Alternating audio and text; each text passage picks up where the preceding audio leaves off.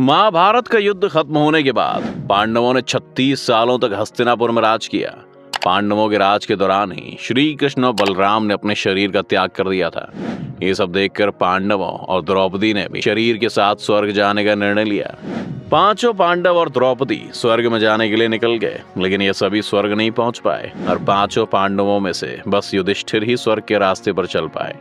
महाभारत युद्ध में विजय प्राप्त करने के बाद पांडवों ने 36 वर्षों तक हस्तिनापुर पर राज किया। उसके पश्चात कई प्रकार की भयानक अपशकुन घटनाएं घटने लगी।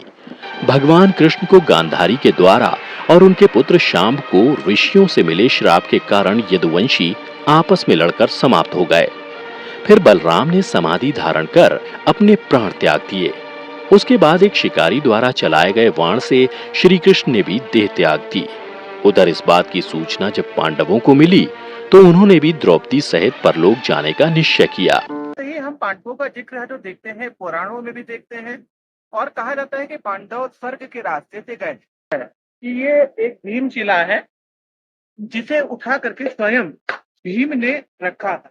आप जैसे कि देख पा रहे हैं कि आज भी वो शिला किस तरीके से आज रखी हुई है। हम स्वर्गारोहण द्वार पे खड़े हैं और यहाँ पर एक बहुत ही अच्छा ज्ञान रखने वाले हमारे साथ में मौजूद है शैलेश कुमार श्रीवास्तव। तो उनसे यहाँ के विषय में सारी जानकारी करते हैं।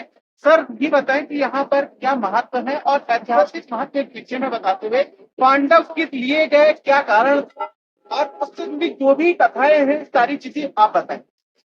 द्वापर युग के अंत में पांडवों ने 12,000 साल राज किया। उसके बाद जब उन्होंने अपने वनाप्रस्थ उन्होंने स्टार्ट किया तो उनको लगा कि अब उनका जीवन जो धरती पे उनका उद्देश्य था वो खत्म हो गया।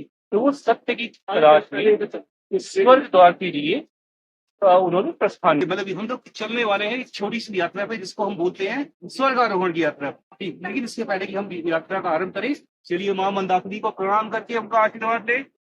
माँ मंदाकिनी तो साक्षी है जब पांडवों ने इस यात्रा का प्रारंभ किया।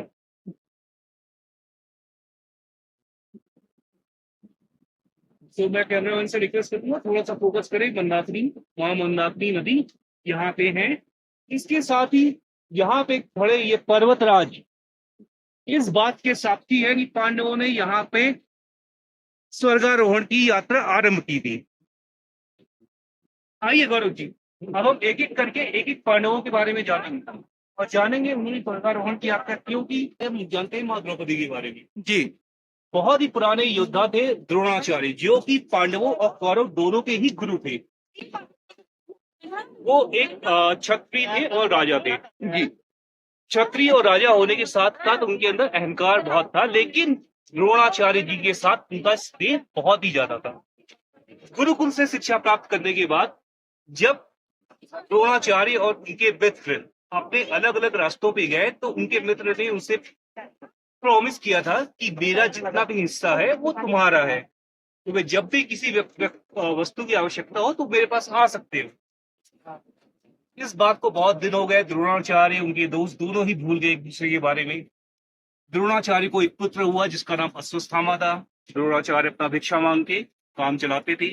एक दिन उनका पुत्र दूध के लिए मचल उठा। द्रोणाचार्य ने कहा कि मैं जाता हूँ अपने दोस्त के पास, उससे एक गाय मांग के लाता हूँ। वो गए अपने दोस्त से गाय मांगने के लिए, लेकिन उनके दोस्त ने उनका अपमान कर दिया। अब क्योंकि द्रोणाचार्य अपने घर पे प्रॉमिस करके निकले थे कि भाई गाय लेके आएंगे, और वो गाय लेके नहीं आ पाए अपने दोस्त के साथ, तो वो घर वापस नहीं गए। वो गए, उन्होंने कौरव और पांडवों दोनों को शिक्षा दी और फिर पांडवों से गुरु दक्षिणा के रूप में अपने दोस्त का आधा राज्य मांग लिया। अब यहां से शुरू होती है द्रौपदी की कहानी। पांडवों से हारने के बाद आह्वान किया, उन्होंने प्रण लिया था कि द्रोणाचार्य की हत्या करेंगे। उनको एक ऐसा पुत्र चाहिए था जो द्रोणाचार्य की हत्या कर सके। इसके लिए उन्होंने एक यज्ञ का आह्वान किया। यज्ञ जब संपन्न होने वाला था, उस समय जब आखिरी आहुति जाने वाली थी, तो ऋषि ने राजा ध्रुपद और उनकी पत्नी को बुलाया, लेकिन उनकी पत्नी उस समय स्नान करने गई हुई थी। तो ऋषि ने बोला एक रानी के स्नान के लिए उनका यज्ञ नहीं रुक सकता, उन्होंने आखिरी आहुति अपने आप दे दी। अब क्योंकि रानी वहां पे मौजूद नहीं थी, तो उस यज्ञ की समाप्ति के बाद धृष्टद्युम्न और द्रौपदी दोनों एक साथ उत्पन्न हुए। ध्रुपद जी ने एक ऐसे पुत्र की कामना की थी जो द्रोणाचार्य का वध कर सके। वो पुत्र उनको धृष्टद्युम्न के रूप में प्राप्त हुआ, लेकिन क्योंकि यज्ञ पूरी तरीके से संपन्न नहीं हुआ था, इसलिए एज अ बाई प्रोडक्ट महारानी द्रौपदी उस अग्निकुंड से निकली। इसलिए इनको अग्निकुंड से जन्मित महादेवी का नाम भी दिया जाता है।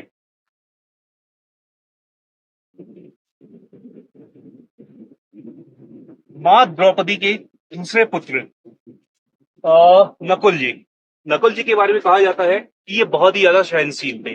इनसे ज्यादा सहनशील और इनसे ज्यादा घोड़ों और तलवारों का ज्ञान किसी को नहीं पता था। इनको इस बात का थोड़ा सा अहंकार सा हो गया था।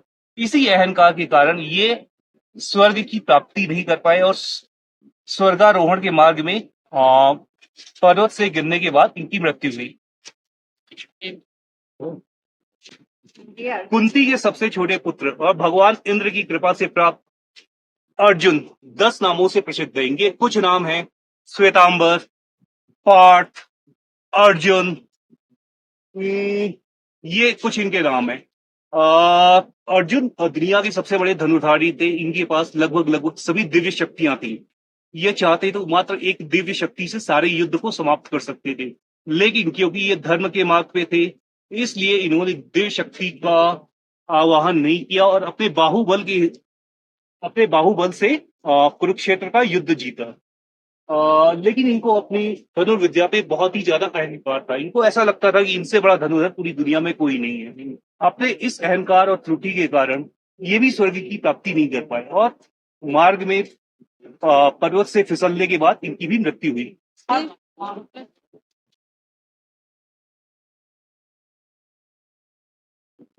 माता कुंती के तीसरे पुत्र और भगवान पवन की कृपा से प्राप्त भीम महाबली हनुमान जी के आधे भाई हैं, क्योंकि पवन पुत्र हनुमान भी हैं और पवन जी की कृपा से मां कुंती को भीम जी की प्राप्ति हुई थी।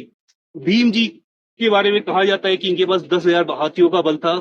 ये दुनिया के सबसे बड़े गदाधर थे, लेकिन इस बात में कई लोग मेरी बातों से मां माधवी के पुत्र सबसे छोटे पांडव सहदेव जी, ये ज्योतिष ज्ञान में बहुत ही पारंगत थे। इनके बारे में ऐसा कहा जाता है कि ज्योतिष का जो ज्ञान इनके पास था वो दुनिया में न तो कभी पहले था, न ही इसके बाद कभी हुआ। मां द्रौपदी,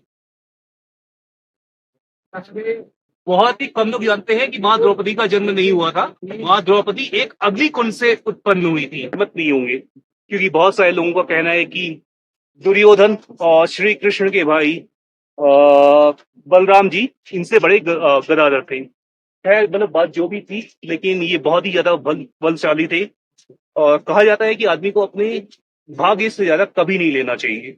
इनकी एक आदत थी, जब भी ये खाने बैठते थे, ये अपने सारे भाइयों का आधा खाना स्वयं खा जाते थे। तो इनकी दो त्रुटियों, एक तो अपने भाग्य से अधिक खाना खाने की वजह से, और दूसरा अपने बल के ऊपर जरूरत से ज्यादा अभिमान करने के कारण ये भी स्वर्ग तक सशरीर नहीं पहुंच पाए और स्वर्ग तक पहुंचने से पहले ही पर्वत से फिसल के इनकी भी मृत्यु हो गई। मां कुंती के दूसरे पुत्र भगवान धर्मराज की कृपा से प्राप्त युधिष्ठिर पांडवों में सबसे बड़े थे। इनको कौन्तेय भी बोलते हैं, क्योंकि ये मां कुंती के पुत्र थे। ये धर्मराज थे, इन्होंने पूरा जीवन धर्म का पालन किया, लेकिन एक छोटी सी त्रुटि आदमी को कहां से कहां पहुंचा देती है। इसका सबसे बड़ा एग्जाम्पल भगवान युधिष्ठिर जी है। इन्होंने पूरे जीवन धर्म का पालन किया, लेकिन एक द्रुत और ये गैम्बलिंग के एक छोटे से मोमेंट में इन्होंने अपने भाई और पत्नी दोनों को दांव पे लगा दिया। लेकिन इसके बाद भी इन्होंने पूरे जीवन धर्म का पालन किया और ये पांचों पांडवों में ये अकेले थे जो सशरीर स्वर्ग को प्राप्त हुए। अब गौरव जी आप देख रहे होंगे ये स्वान ये यहाँ पे क्या करते हैं। पूरे महाभारत में इनका कहीं भी जिक्र नहीं है, कहीं भी मतलब ऐसा नहीं है कि मतलब दुर्योधन ने या अर्जुन ने कभी किसी स्वान को या किसी भी डॉगी को पाला। तो फिर आखिर इनकी मूर्ति का रहस्य क्या है? तो ये बात है उस समय की जब युधिष्ठिर अकेले बचे हुए थे। उनके चारों भाई और उनकी पत्नियां पहाड़ों से गिर के स्वर्ग की प्राप्ति नहीं कर पाए थे। उनको रास्ते में एक स्वान मिलता है जिसको हम आमतौर की भाषा में कुत्ता बोलते हैं। कुत्ता इनका साथी बन गया पूरे जीवन, मतलब पूरे रास्ते कुत्ता और युधिष्ठिर जी साथ साथ चल रहे थे। जब युधिष्ठिर स्वर्ग के द्वार पे पहुंचे तो धर्मराज स्वयं इनको लेने आए, बोले कि आपने पूरे जीवन धर्म का पालन किया है, आप मोस्ट वेलकम है हमारे स्वर्ग में। तो एक कुत्ते के साथ अंदर जाने लगे। धर्मराज ने बोला कि आप कुत्ते को अंदर नहीं ला सकते। युधिष्ठिर ने मना कर दिया, बोला कि नहीं, ये इस कुत्ते ने मेरा साथ दिया है इस पूरी यात्रा में, मैं जाऊंगा उसके साथ जाऊंगा वरना नहीं जाऊंगा। तो अल्टीमेटली मतलब लोगों ने बोला ठीक है, भगवान ने बोला ठीक है तुम स्वर्ग में मत आओ।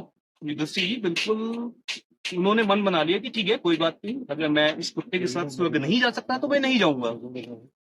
स्वर्ग के द्वार बंद हो गए। कुत्ते ने अचानक से रूप बदला और ये धर्मराज के रूप में प्रकट हुए। ये युधिष्ठिर की आखिरी परीक्षा थी और जिस परीक्षा को पास करने के बाद युधिष्ठिर ने सशरीर स्वर्ग में एंट्री ली।